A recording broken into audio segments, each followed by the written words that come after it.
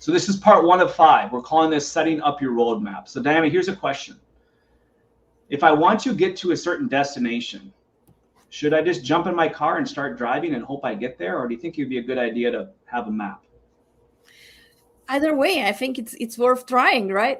Yeah. How many times do we do that when we embark on a new initiative for our companies? We just jump in, we say, I'm just going to throw some mud at the wall and hopefully it sticks. Well, if you think about this, when you are trying to get to a destination in your car and you're going to be traveling over many miles, there's always a map, right? And in the old days, we pulled out a paper map and mapped out our routes and took notes and highlighted things on the paper. We pop in the address to our GPS and then off we go. But there's always a map, there's always a trail, and there's always a best way to get there. And then of course the map will tell us, well, if you go this direction, add this much to your drive time, or if you go this direction, add this much to your drive time. And then it might tell us, when you're going this direction, there's a car accident. Okay, there's a backup. You want to deviate from your plan.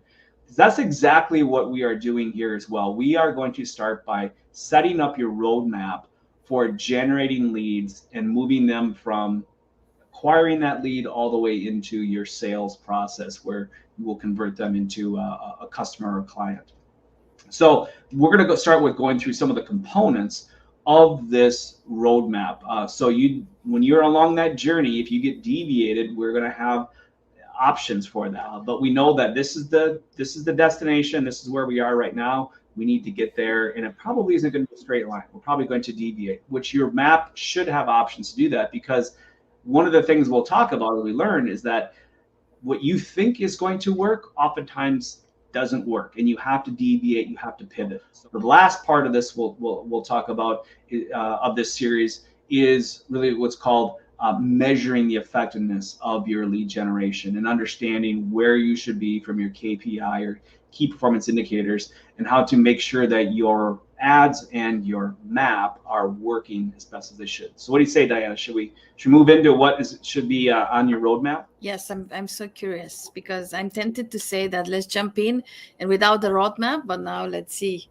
how it is. Let's start with that. Right. The first thing our map needs to include is your offer. And so let me explain what that offer is.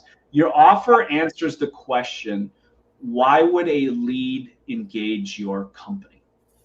So your offer is obviously written to the benefit of your lead. It has to give them something where they would say, this is such a compelling offer, this is a no-brainer, why would I not do that? It's that irresistible offer. And as we've discussed in this industry, those offers are usually based around design, pricing, and location. Those are the 3 main questions that every lead has. So your offer should include one of those 3 components.